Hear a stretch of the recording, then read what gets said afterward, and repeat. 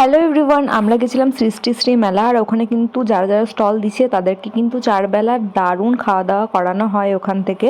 তো ব্রেকফাস্টে দেখো দিয়েছিল লুচি, আলুর তরকারি আর চা, যেটা আমি অনেক ভালো করে খেয়েছি। আর চা তো আমি এমনিতে খাই না, বাট সেদিন আমি খেয়েছিলাম।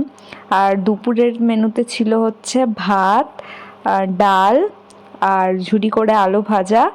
এটা ছিল হচ্ছে বাঁধাকপির তরকারি আর মাছ। আমি তো পেটির পিসটাই নিয়েছিলাম। আর প্রত্যেকটা রান্না কিন্তু দারুণ ছিল খেতে, মানে কোনো কথা হবে না, আমার তো দারুণ লেগেছে খেতে। আর সন্ধ্যেয় কিন্তু দিয়েছিল বেগুনি আর মুড়ি, যেটা বাঙালিদের প্রিয় আর কি মুড়িটা। আর এটা কিন্তু যারা যারা স্টল দিয়েছে শুধু তাদের জন্যই, কারণ সারা দিন আমরা ওখানেই ছিলাম, তো খাওয়া দাওয়ার ব্যবস্থা তাই জন্য প্রত্যেক বছরই থাকে। আর রাতেও ছিল ভাত, ডাল আর ফুলকপির একটা তরকারি, আর ছিল হচ্ছে ডিমের কারি, যেটা ভালোই ছিল খেতে।